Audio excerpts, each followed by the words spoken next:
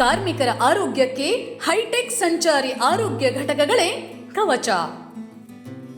ಕಾರ್ಮಿಕರ ಆರೋಗ್ಯ ಕಾಪಾಡುವಲ್ಲಿ ಹೈಟೆಕ್ ಸಂಚಾರಿ ಆರೋಗ್ಯ ಘಟಕಗಳು ಮುಖ್ಯ ಪಾತ್ರ ವಹಿಸುತ್ತಿವೆ. ಕೇವಲ ಕಾರ್ಮಿಕರಷ್ಟೇ ಅಲ್ಲದೆ ನೋಂದಾಯಿತ ಕಾರ್ಮಿಕರ ಅವಲಂಬಿತರು ಈ ಸಂಚಾರಿ ಆರೋಗ್ಯ ಘಟಕಗಳ ಸೇವೆಯನ್ನ ಪಡೆದುಕೊಳ್ಳಬಹುದಾಗಿದೆ. ಕಾರ್ಮಿಕರಿಗೆ ತ್ವರಿತವಾಗಿ ಕೆಲಸದ ಸ್ಥಳಗಳಲ್ಲಿ ವೈದ್ಯಕೀಯ ಸೇವೆ ಸಿಗಬೇಕು ಎಂಬ ಉದ್ದೇಶದಿಂದ ಇಂಥ ಮಹತ್ವದ ಯೋಜನೆಯನ್ನು ಕಾರ್ಮಿಕ ಇಲಾಖೆ ಜಾರಿಗೆ ತಂದಿದೆ.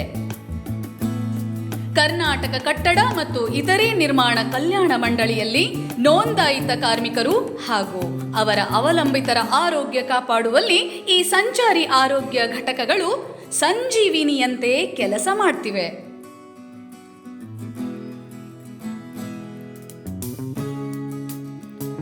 ಸಂಚಾರಿ ಆರೋಗ್ಯ ಘಟಕಗಳು ಗ್ರಾಮೀಣ ಆಸ್ಪತ್ರೆಗಳ ಕೊರತೆಯನ್ನು ನಿವಾರಿಸಲು ಸಹಕಾರಿಯಾಗಿವೆ.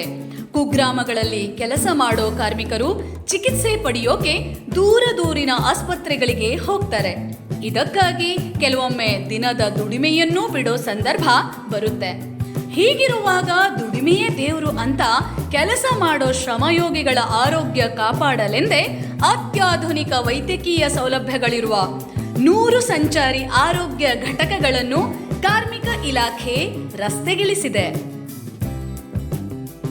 2022 ಹಾಗೂ 2023ನೇ ಸಾಲಿನ ಆಯವ್ಯಯ ಘೋಷಣೆಯ ಅನ್ವಯ ಸಂಚಾರಿ ಆರೋಗ್ಯ ಕ್ಲಿನಿಕ್ ಯೋಜನೆಯ ಅಡಿ ನೋಂದಾಯಿತ ಕಟ್ಟಡ ಕಾರ್ಮಿಕರಿಗೆ ಎಲ್ಲ ರೀತಿಯ ಅತ್ಯಾಧುನಿಕ ವೈದ್ಯಕೀಯ ಸೇವೆಗಳನ್ನು ಒದಗಿಸಲು ನಿರ್ಧರಿಸಿ ನೋಂದಾಯಿತ ಫಲಾನುಭವಿಗಳು ಮತ್ತು ಅವರ ಅವಲಂಬಿತರ ರಕ್ಷಣೆಗಾಗಿ ಈ ಸಂಚಾರಿ ಆರೋಗ್ಯ ಘಟಕಗಳನ್ನು ಲೋಕಾರ್ಪಣೆ ಮಾಡಲಾಗಿದೆ.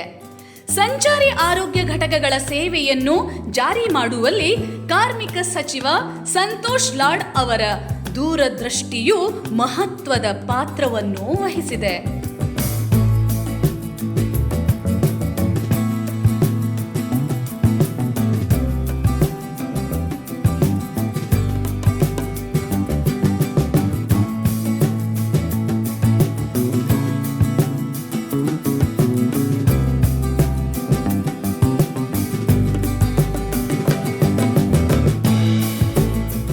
ರಾಜ್ಯದ ಪ್ರತಿ ಜಿಲ್ಲೆಗೆ ತಲಾ 3 ಸಂಚಾರಿ ಆರೋಗ್ಯ ಘಟಕಗಳನ್ನು ಹಂಚಿಕೆ ಮಾಡಲಾಗಿದೆ.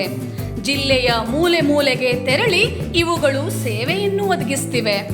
ಈ ಸಂಚಾರಿ ಆರೋಗ್ಯ ಘಟಕಗಳಿಗೆ ಚಿಕಿತ್ಸೆ ಪಡೆಯಲು ಬರುವ ಎಲ್ಲ ಕಾರ್ಮಿಕರನ್ನ ಆಯುಷ್ಮಾನ್ ಭಾರತ್ ಯೋಜನೆಗೆ ಒಳಪಡಿಸಲು ಕಾರ್ಮಿಕ ಇಲಾಖೆ ಕ್ರಮ ಕೈಗೊಂಡಿದೆ.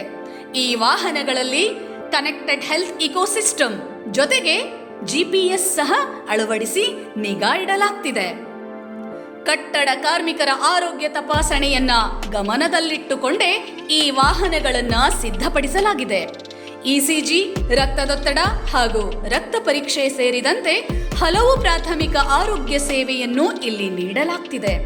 ಈ ಸಂಚಾರಿ ಆರೋಗ್ಯ ಘಟಕಗಳಲ್ಲಿ MBBS ಡಾಕ್ಟರ್ಸ್, ನರ್ಸ್ಗಳು, ಫಾರ್ಮಸಿಸ್ಟ್, ANM ಮತ್ತು ಲ್ಯಾಬ್ ಟೆಕ್ನಿಷಿಯನ್ಸ್ಗಳಿರ್ತಾರೆ. ಒಟ್ಟಾರೆಯಾಗಿ ದುಬಾರಿ ಹಣ ಖರ್ಚು ಮಾಡಿ ಖಾಸಗಿ ವೈದ್ಯಕೀಯ ಸೇವೆ ಪಡೆಯಲು ಕಾರ್ಮಿಕರು ಶಕ್ತರಿರೋದಿಲ್ಲ. ಅಂಥ ಸಂದರ್ಭಗಳಲ್ಲಿ ಸಂಚಾರಿ ಆರೋಗ್ಯ ಘಟಕಗಳು ಸಹಾಯಕಾರಿಯಾಗಲಿವೆ.